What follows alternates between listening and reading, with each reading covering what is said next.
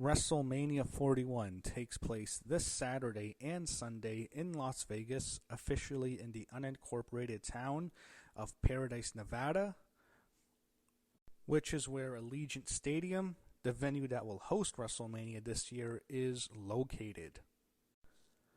One thing I dislike most about this WrestleMania, aside from the lackluster build, is the ticket prices, which are pathetic. It's price gouging. I don't approve of it. I'll leave it at that. I really hope next year in New Orleans they don't do the same thing. They can get away with it partially this year because it is Las Vegas. Everything is more expensive. I just hope they don't do this ever again because it's just not right what they're doing to their fans. Some have talked about the low ticket sales.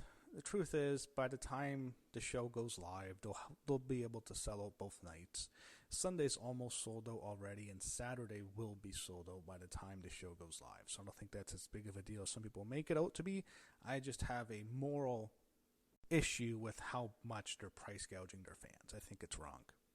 Now, the build has been very disappointing. I think it's for a number of reasons. Number one, compared to last year, it just doesn't have the same hype. Now, WrestleMania 41 is going to make more money than WrestleMania 40 because of the ticket prices. That being said, it does not have the same amount of excitement from the fans that it had last year. And that's not just online. It just isn't there. The reason is The Rock's not there. The Rock was the biggest reason why there was so much anticipation for last year's show. Also, Cody's story. Cody's story is over now. You also had Roman's title reign. When is it going to end? There was also the thing of, will WWE actually have Roman lose? All those questions have been answered. And this year, the stakes just aren't as high as they were last year. There's not as much controversy as there was for last year's show with Rock taking Cody's spot initially. So that's one reason. And, John Cena is just not The Rock. I'm sorry. Yeah, he's a huge star. A big movie star now, big star for the company, one of the 5 biggest stars in the history of the company. He's not The Rock. Also, he hasn't been on TV as much. It's unfortunate, but he just hasn't been because of his schedule, and the times he's been on TV, it's just been repetitive. The segment in London was really good. It's just that was it. There just hasn't been as much of it. Also, the heel turn itself was great. It just they couldn't follow up on it as much, so I think some of the heat died down. And also, he hasn't been on TV the last couple of weeks leading into this match at WrestleMania, so that's a problem. Also, Cody, it seems like they're protecting him a bit for this build. It did feel like that way. He just doesn't have the same... The problem is he's just repeating himself in almost every other promo. I think that's the biggest reason. That being said, it's not been a bad build for Cody and Tina. It just hasn't been as much as it was last year. It's not to the same level. As for Roman and Cody, and then the night before, which was Cody and Seth against Rock and Roman, it just doesn't have that same amount of heat. Another issue is the build to the main event of night 1, which is Roman Reigns, Seth Rollins, CM Punk, a triple threat match for no stakes. I thought they could have at least added the number 1 contenders match at a future PLE for a world title. I think if they added that, it would have at least been something. There's just no stakes here. The winner gets Paul Heyman's approval? I'm just not a fan of that. I think they haven't done a good job of building that match up just because it just came together at the last minute. It just seems as if, we need Roman has to be in the main event. We have to give CM Punk his WrestleMania main event, and we want to give Seth the main event because, what he did last year on one leg. When he had his knee torn and then he's still making a run in the main event. It seemed like they wanted to reward those guys. It just seemed like the match just came together at the end. It seemed like it was just thrown together. It doesn't have a lot of anticipation to it because the stakes are just not high. You don't have the same stakes as last year with Cody finishing his story and Roman's title reign. You don't have it this year. Now, here's the biggest issue. The 2 winners of the men and women's Royal Rumble matches. That's the issue. When the Rumble happened, I didn't notice it at first, but I should have. The 2 winners were poor decisions, and it created bad vibes for this entire WrestleMania build. It's been a dark cloud, that Rumble decision. The Royal Rumble 2025 in Indianapolis, Lucas Oil Stadium, that was Triple H's worst night as a booker since taking over WWE in the summer of 2022. That was his worst night.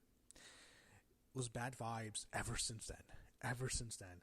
They shouldn't have had Charlotte win the Women's Royal Rumble, and they should certainly not have had Jey Uso win the Men's Royal Rumble. Both of them have been busts. They've been part of 2 horrible builds, and they've been awful, both of them. They've both been busts.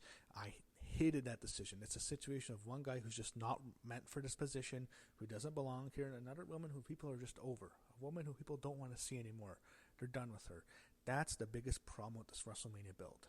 Now, I'm not going to pretend like this has been an awful WrestleMania. I mean, we've seen way more builds than this. This might up still being a really good show. I think it'll be a good show. I don't think it'll be like 40. I don't think it'll be at the level of 39 either. But we still make it a good show. Now, one more complaint. We have 2 3-hour countdown to WrestleMania shows, which are fine. I just don't understand why we can't have some matches. They used to always have matches on the pre-show or kickoff show for WrestleMania all the time. There was always some matches, and it was basically like the performers were going to perform at WrestleMania anyway, even if it's not part of the main card.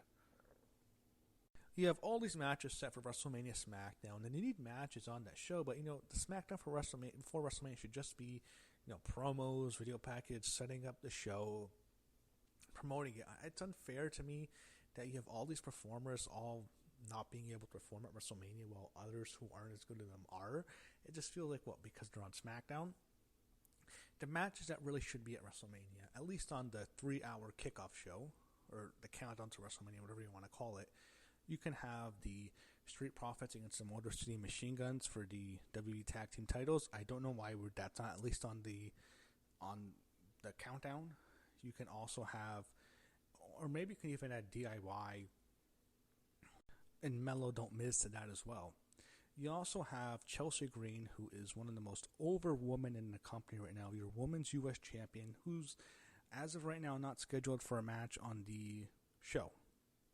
I think she'll probably end up being in some backstage segment, but you can easily have Chelsea Green teaming up with the Secret Service, Alba Fire, and Piper Niven against Zelina Vega, who's her main rival right now, and Kaden Carter and Katana Chance. I don't see why that can't be on the countdown.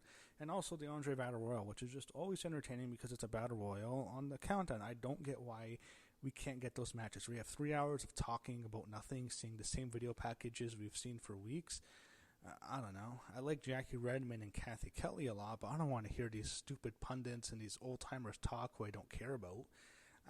I wish they would have had some matches on the countdown. In NXT, which I think has only a 1-hour countdown, is actually going to feature a match on their show, but they can't do it for WrestleMania. Now, getting to the shows. First, let's start off with WrestleMania Saturday. The World Heavyweight Championship on the line, which I think it's been almost confirmed now, is going to kick off the show. Even though WWE hasn't said it, all the hints are this is going to be the opening match. Gunther defends his belt against Jey Uso, your Royal Rumble winner. Wow, I've been very critical of Jey Uso the last 2 months. I don't like Jey Uso. I think he sucks. I'm telling you right now, I think he's garbage. He is awful on the mic. He can't cut a promo. It's the same shit every single week. It's just me, Oos. They keep downing me, Oos. It's the same shit every single fucking week. This guy sucks. He can't cut a promo to save his frickin' life. I am so sick of this shit. He is awful in the ring. He sucks in the ring. Triple H was doing this interview defending this guy. Are you kidding me? This guy sucks. All he does is throw super kicks. He has the worst spear in the history of the wrestling business, which is, it seems like that's more of his finisher now than the Uso Splash. I mean, at least that harkens back to his tag team days when he's a great tag team wrestler. Obviously, the Usos are one of the best tag teams of all time. But he sucks as a singles competitor. He just has this catchy entrance that the fans like to do. It's just a thing to do. It's fun for them. It's the same thing as just going to a concert and singing the lyrics to the song you really like. It's not even like that. It's just the it thing to do. It's fun to do. It almost, in many ways, I see the comparisons to Kofi Mania, in which Kofi had all this fanfare, and then, he had the title reign, which turned into be one of the worst title reigns of all time because he was exposed. He was just not at that level, and that's the same thing that happened with Jey. Because, unfortunately, Jey Uso is going to defeat Gunther. That's my first official prediction. Gunther, the best heel in the business right now, who's just doing his best work. He is awesome. He is a great world champion. He was also a great Intercontinental champion. He should not have lost to Sami Zayn at last year's WrestleMania. He is a great champion, great heel, awesome right now, cutting his best promos. Look at those promos on Raw. Compare Jay's promo, which sucked. Compare that to Gunther's heel promo, in which his face is all red and he's yelling at the camera. And, the fans, they know this guy, he means business. It's just too bad he has to lose to Jay. And I hope he's able to regain his momentum, but it really could stifle him because this is now the second WrestleMania in a row in which he's going to lose to what seems like an inferior opponent, and it's the second time where he's going to lose his belt. So it's unfortunate, but Jey Uso will defeat Gunther. It just sucks. It is what it is. I think Jay's the biggest issue with this WrestleMania build. He just sucks. It's been a dark cloud. Him and Charlotte, since they won that Rumble, it's been a dark cloud on this WrestleMania build. It is what it is. Now, let's go to the World Tag Team titles. On the line, we have the War Raiders, Erik and Ivar, defending their belts against the New Day, Kofi Kingston and Xavier Woods. This is interesting because I can see it going one of two ways. One, they can go for the long-term decision, which is to have the New Day as champions. And that's why I think we've seen the New Day in more backstage segments than actual matches since they turned on Big E late last year in December. I think the main reason is they want them to eventually win the belts on a bigger show and then get the nuclear heat coming out of WrestleMania. Whereas you can also go with the feel-good moment that's good in the short term, which is to have Big E make a big surprise entrance, cost the New Day his match, and then he gets his revenge. The thing is, the New Day is going to lose all their heat because they've gotten their comeuppance now. Big E got his revenge. That's it for the New Day. Who cares after that? And the War Raiders aren't really lighting the world on fire as champions. So I think it just makes sense for the New Day to win in a heelish way. I don't think we're going to see much of Big E anymore on TV. We'll see him on the countdown shows and stuff like that, but I don't think you'll have Big E. I think if War Raiders do win it, then Big E will do a run-in. But I'm officially picking the New Day to win the World Tag Team Championships. Then we go to Naomi against Jade Cargill in the match that really is a toss-up. I can see it going either one of two ways. I can see Jade going there and kicking her ass, which is how I would book it. I would just go in there, put Jade there, have her destroy Naomi, run right through her. She is on her way to being a top star.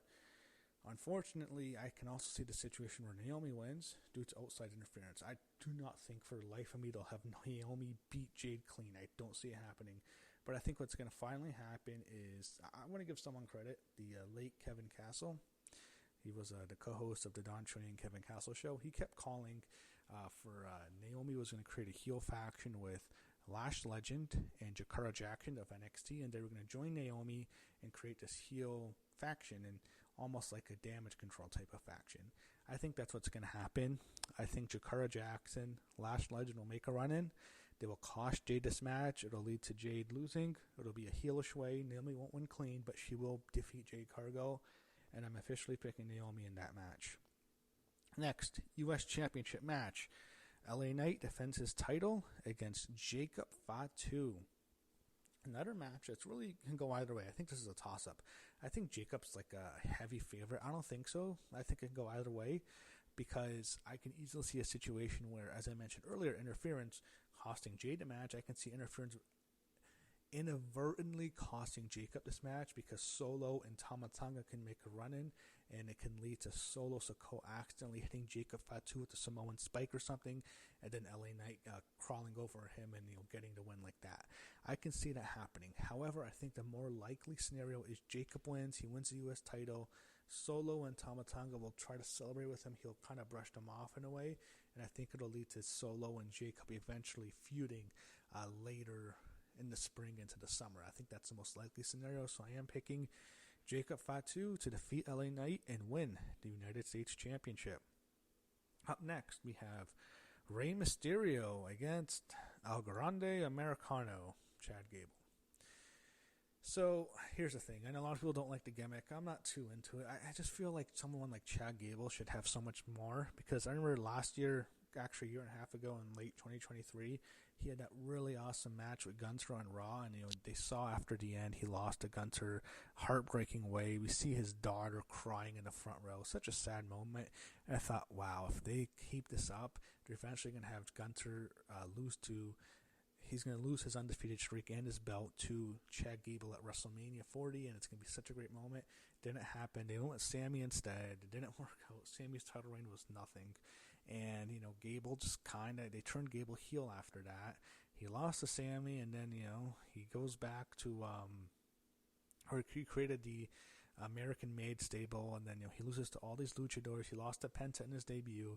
Now he's this new luchador from the Gulf of America, and, that's how we have El Grande Americano. I just feel like it's fall from grace for Chad Gable as to what he was doing before. However, I am happy he has a WrestleMania match, and it's Rey. Rey's still very good. I think they'll have this could be a sleeper match, and people aren't expecting to be good because the storyline really hasn't been that much, and there hasn't been a lot of heat on this, but I think if they go in there, get some time, they'll have a very good match.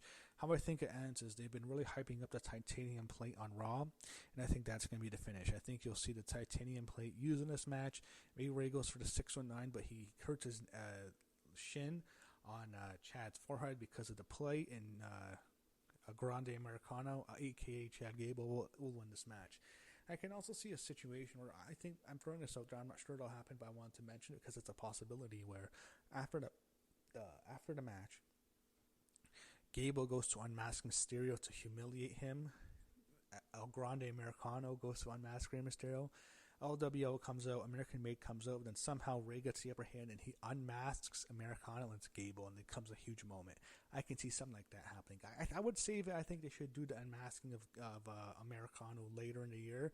They'll get a big pop. They should drag this out a bit. But I think that is a possibility. Like I mentioned earlier at Big E, I think it's a possibility that we see Americano unmasked. But as for the match, I think El Grande Americano will defeat Rey Mysterio. Up next, the WWE Women's Championship on the line. Tiffy time, your champion, Tiffany Stratton, beloved by the WWE Universe, defends her championship against everyone's least favorite Nepo baby. The woman who is 0-3 in marriages, the woman who is 4-3 in WrestleMania matches, the queen herself, the Nepo queen as she likes to call herself, Charlotte Flair. Wow. This is going to have a lot of heat. Here's the thing. I've talked about the feud. I thought it was hilarious how Tiffany early owned Charlotte with the 0-3 line. I can see this going one of two ways. I can easily see a situation where they just go in there and it doesn't work. Charlotte won't give Tiffany anything. I really hated Charlotte when that split screen interview when she wouldn't give Tiffany a fucking thing. I'm thinking, so you bitch, get out of here. She won't give this girl a single thing. She's undermining the feud, undermining WrestleMania, undermining what's probably one of the two biggest women's matches on the show because she doesn't like her for some reason. And that just really got under my skin. It just bothered me. I think it bothered the fans why she got such a negative reaction in Chicago on SmackDown. I really don't like her. She shouldn't have won the Rumble. She's overpushed. She's always been overpushed her whole career. She wins every single feud. She shouldn't have beaten Sasha Banks in 2016 on every single pay-per-view. Then, she shouldn't have been the one to beat Asuka's streak. They could have had that broken the streak eventually, but this shouldn't have been broken that early at WrestleMania 34. She shouldn't have been thrown into that WrestleMania 35 main event with Becky and Ronda. It should have just been a singles match. There's so much more of her career that she's always been overpushed. She shouldn't have beaten Rhea Ripley a whole bunch of times before she eventually lost her, which was fine, but she shouldn't have had to have gone over all those times. There's a lot of things that's been built up about resentment with Charlotte Flair. Also, I think that split screen just harkened back to the title exchange thing she had with Becky Lynch in 2021, where it was her. She was the reason that happened. She was the reason that all fell apart. So I just think Charlotte's just not over. And also she just doesn't have the same connection to the fans as other women do, like the Four Horsewomen. All three of the other ones all had more of a connection to the fans. Bayley, Becky, Sasha, all of them were more closer with the fans. Rhea Ripley, Liv Morgan, Alexa Bliss. So why isn't Alexa Bliss on the show? Someone who's very popular. It blows my mind that someone like Alexa Bliss, after she got such a massive reaction at the Royal Rumble, she had probably the biggest pop of the night, to be honest. At least easily for the women's, almost the whole night. And it just boggles my mind that she's not booked on this show. And that just goes, the reason I mention that is with Charlotte, she's always been overbooked and she's never been that over with the fans. There's so many women who came up with her in NXT who were just more over with her. And I think that's a lot of the resentment. Tiffany's just more over than her. Rhea, Liv, all these women, she has never been able to make a connection with the fans. Tiffany Stratton has. And unfortunately, despite that, I don't think Tiffany Stratton's going to win this match. Here's why. Tiffany is someone who's going to be pushed for a while, and I think in the situation is they want to have Tiffany lose in a heartbreaking defeat, kind of like Rhea Ripley first lost to Charlotte at WrestleMania 36. Then I think with Tiffany, she'll eventually beat Charlotte. It's just not going to be on the show. I know Charlotte has nuclear heat right now. I think the plan was always to put the belt back on Charlotte, and I think she's going to defeat Tiffany Stratton at WrestleMania. Yes, Tiffany's a bit green right now, but I think a win over her would really cement her as that top babyface. And, you know, her silencing, her defeating the woman that everyone hates really can put her into that next stratosphere. No pun intended, but I don't see it happening. I think Charlotte's going to beat Tiffany. Main event of night one, a triple threat match for nothing. For Paul Heyman's approval. Who's going to be Paul Heyman's guy? We have CM Punk, who has Paul Heyman in his corner against Roman Reigns, the tribal chief, who does not have his wise man Paul Heyman with him, and we also have the guy who Paul Heyman now owes a favor to, Seth Rollins. Who's going to win this? I think Roman and Punk was probably the bigger match. It probably should have just been those two by themselves, because that was probably going to have more heat on it. I just don't understand why they had to have Seth here. It gets me, again, I know what happened at WrestleMania last year. They released the footage. The man was on one leg. He's making that run-in at the end. He had that torn knee. He went through that main event, and then he had the match with Drew, and then he had the run-in in the main event where I mentioned, two main events. He performed on the first night, and then he did the thing in the second night where he couldn't walk. He's holding up a chair as a crutch. I get it. He's been the number one cheerleader for the WWE. He's been the mascot. He's held the flag up high for well over 10 years now. He has been their guy. He always reps the company. He is the ultimate company guy. Always defends them against others. I know why they like him, and I get that. Even though I'm not the biggest fan of him, I don't like his character. I don't like how he dresses and stuff like that. I just feel like this feud would work better with just Roman and Punk. But Seth's here. It is what it is. Also, I wouldn't mind Seth and Punk in a singles match. I don't think that had to have Roman that way either. So it's not just against Seth.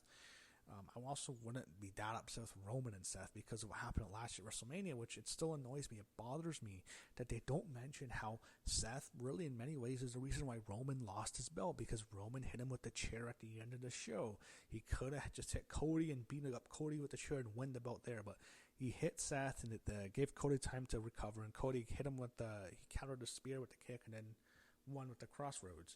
It bothers me that they're not talking about it. I thought last year WrestleMania probably we're going to get Roman and Seth at 41 because of what happened at the end. It just annoys the hell out of me. They're not even talking about that.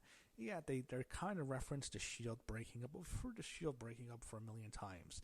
I mean, in a way, it was in 2014 when Seth first turned on Roman. He hit him with the chair, and in June 2nd, on that Raw. Yeah, that was a shocking moment. It wasn't a great moment. I was shocked and devastated when that happened. And also, 10 years later, Roman got his revenge. He saw Seth in the Shield uniform. It reminded him he hit Seth with the chair for revenge. They're not even mentioning that. It annoys me that they're not talking about last year's main event. Now, I've been very critical of the build to this match for a long time. It bothers me that I think they fumbled the ball, and I'm not a huge fan of just a triple threat for nothing. Okay, who's going to win? I'll say this. I think the match will probably be great. It reminds me of that triple threat WrestleMania 37 with Roman Reigns, Edge, and Daniel Bryan. It was a great match. I don't know if this match will be as good, but I can see them really tearing the host down. There's been a lot of great triple threat main events. Who wins now? Okay, so CM Punk, I can see it, but I don't think he needs it. He beat Seth before, and he is getting his first WrestleMania main event. It means the world to him. It's good to see it happen for him. I know those tears were genuine on Raw when he was on SmackDown when he was crying. I don't think he's going to win this. I don't think it's going to be Roman Reigns either. I think there's going to be something with Paul Heyman, and I think Paul Heyman's going to betray Roman Reigns, and he's going to betray CM Punk, and I don't know if he'll align himself with Seth Rollins, but I think he's going to betray both of them. I am predicting in this main event Seth Rollins to win. Seth Rollins will win the triple threat match, and it's possible he's the third man, but we'll get to that later. So I'm picking Seth Rollins in the night one main event. Now, WrestleMania Sunday. Same venue, same city.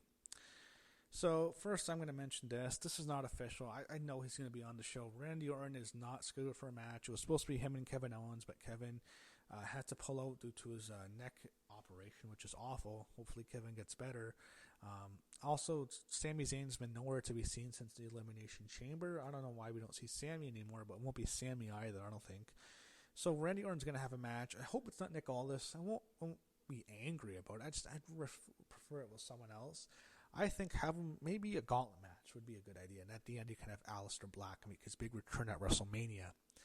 Instead of just returning on the Raw after Mania like everyone expects, have him return at Mania. And maybe someone like Rusev will return on Raw. I don't know.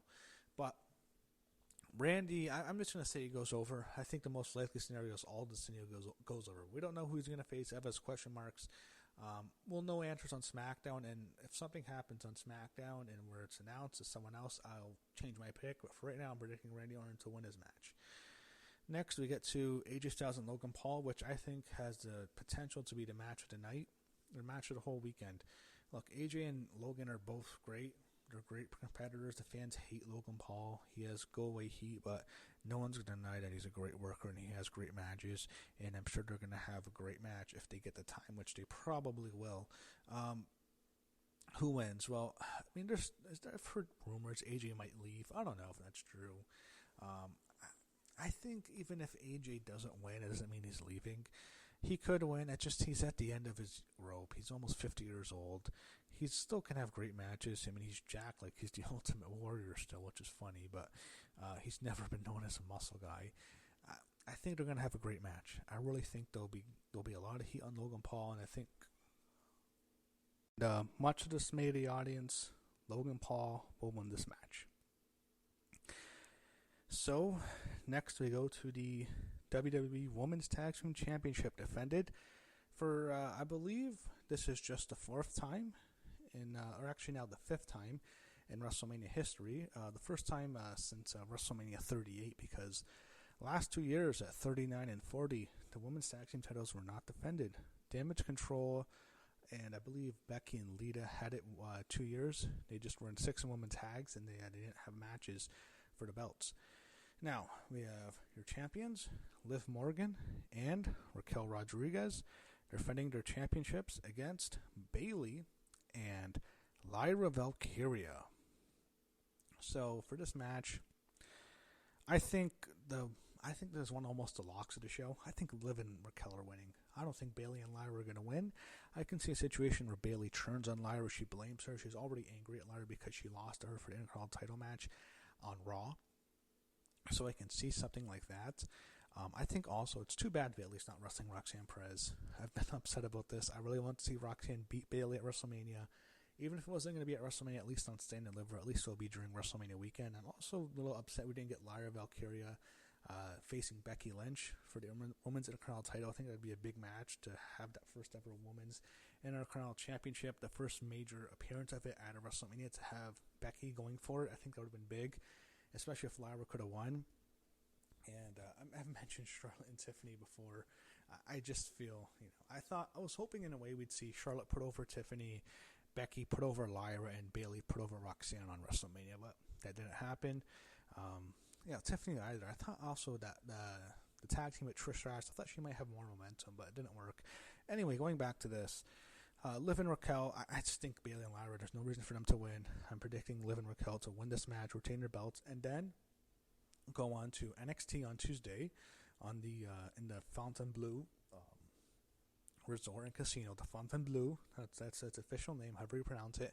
And I believe they will defend their titles against the woman who I think will win the number one contenders Fatal 4 elimination match at Stand and Deliver, Roxanne Perez and Cora Jade. And I am personally hoping Roxanne and Cora defeat Liv and Raquel on Tuesday on NXT and win the WWE Women's Tag Team titles. I'd love to see them debut like that. Have Cora officially go into the main roster now with Roxanne as champions. I would like to see that. I think that'd be really cool, but I'm not sure we're going to get that, but I do think Liv and Raquel win this match. Sin City Street Fight. Damien Priest against Drew McIntyre. So, Damien Priest has had Drew McIntyre's number for a year now, over a year actually. Last year at WrestleMania, he cashed in his Money in the Bank briefcase to defeat Drew for a World Heavyweight title after Drew was assaulted by CM Punk, and that whole, everything that happened after in the post-match after he beat Seth.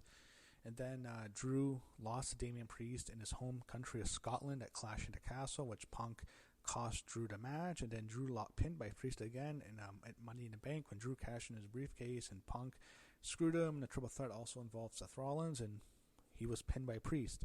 Then Damien Priest eliminated Drew McIntyre at the Royal Rumble this year, and then Damien Priest rolled up Drew McIntyre and eliminated him in the Elimination Chamber. So Damien Priest owns Drew McIntyre. He beats him all the time, and it's a Sin City Street Fight. I think this could be a show stealer, and I think if Damien Priest wins this match, it'll be bullshit. I will not be happy if he wins. And I like Priest.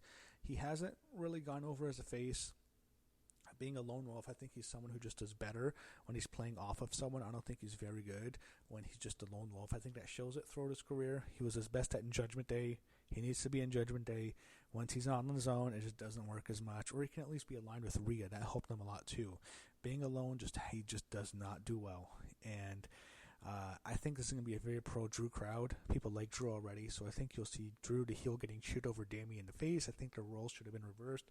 However, I will say their build-up has actually been pretty good. It's been one of the better build-ups to the show.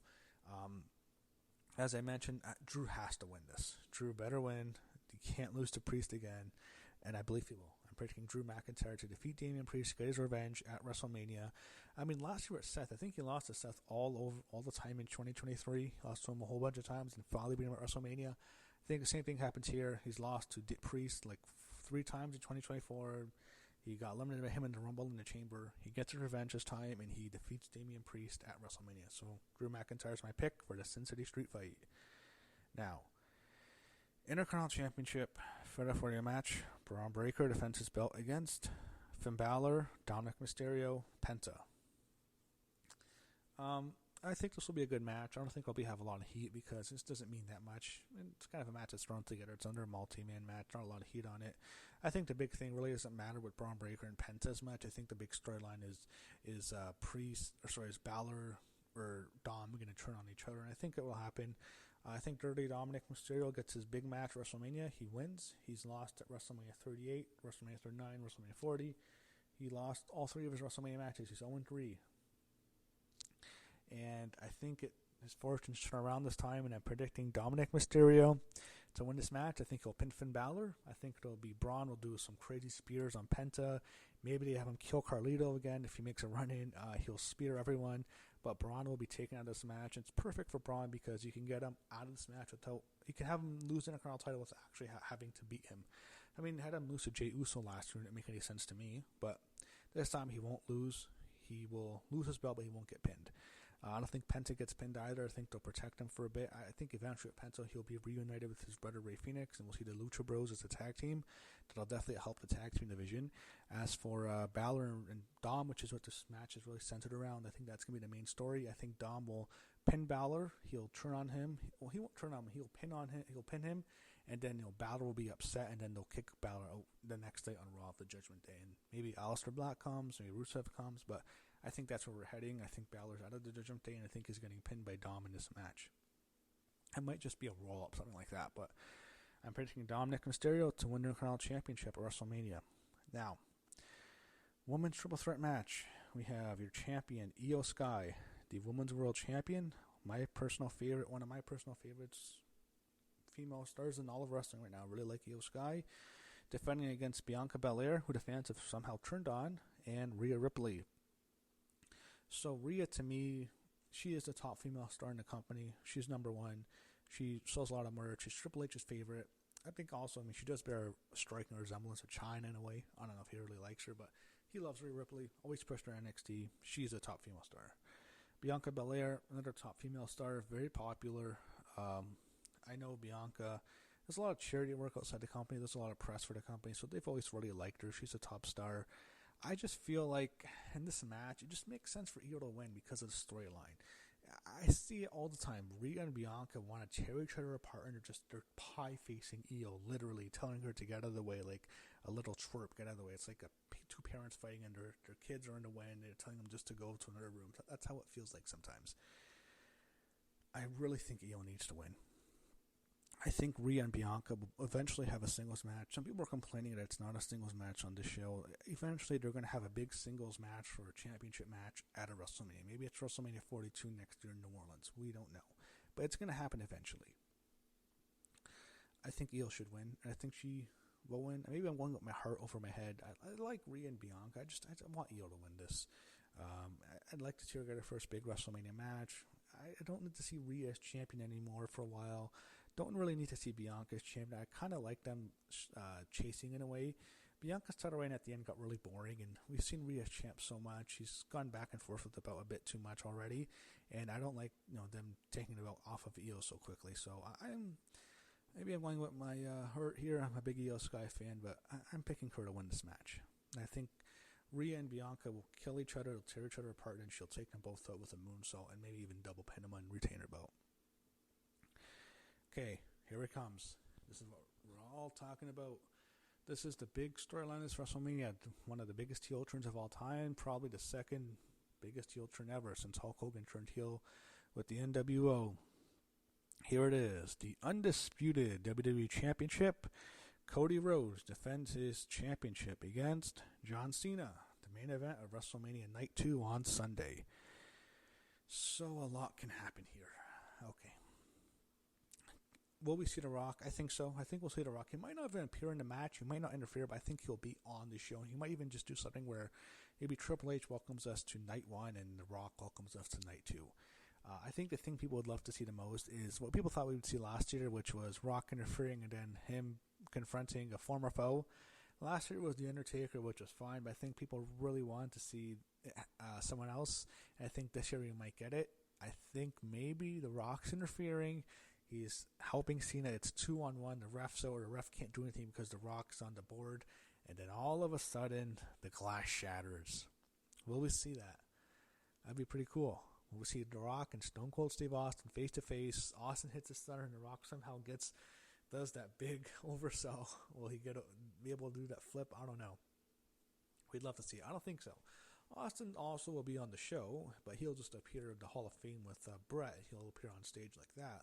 You might see a segment with him, I don't know. But, seeing Rock and Austin in the main event, I don't know if we're going to get it this year. I think we already saw that last year. Okay, here's the match. Who's the third guy? Will we see someone join Seth? I should have mentioned him. Join Cena and The Rock as the third man. Will it be Seth Rollins? Will it be Randy Orton? Will it be Big Daddy V? Remember Viscera? Could it be him? You know the inside joke. You'll get it. Who will it be? Okay, I think that could happen. I think there could be a turn here. It could be a shocking reveal. I'm not sure it's going to happen. I think there's going to be interference. It just has to happen. I hope we don't see Travis Scott. I mean, if Cody hits a crossroads, it'll be funny, but there's going to be some interference. I don't think we should see the same thing as last year where you had all these entrances with both the Usos and then John Cena and then Undertaker, Rock, Seth Rollins. I don't think we're going to see that again this year. There will be some interference. I can see Cody winning. It wouldn't shock me if Cody just won and then they turn Cena face eventually and he becomes a face and he wins the 17 title as a face and gets that big moment. That could happen. Maybe at SummerSlam he wins the title as a face. I think the most likely scenario here is my prediction, which is John Cena is going to defeat Cody Rhodes, win the 17 title, and in a heelish way. I don't know how it's going to happen. I think The Rock will appear with him. Maybe he celebrates with The Rock and Travis Scott to end the show. Do I think The Rock is going to, be confronted by Austin in the main event? I don't know. But I think there will be a heelish way. Something will happen. Maybe Seth turns, helps Cena win. He's the third guy. Maybe it's Randy as the third guy. I'm not sure. But there will be a heelish victory here. I mean, if Heyman aligns with Seth, and then it's, Rock, Heyman, Seth, and Cena in this new stable, maybe with Travis Scott sometimes, maybe. But there's going to be a thing where Cena is going to win this match. It's going to be in a heelish way. There will be interference, but I think he'll just win. He'll win the match. And I'm predicting John Cena to win your Undisputed WWE Championship, and he will be now a 17-time world champion, breaking Ric Flair's record, if that's the real record, whatever the number is. That number we've always been told is 16, so he will become a 17-time champion on Sunday, and John Cena wins this match. So that's my predictions for WrestleMania on Sunday, and as I mentioned Saturday before that, hopefully we get a great show this year, and we'll see what happens. The road to WrestleMania is now over.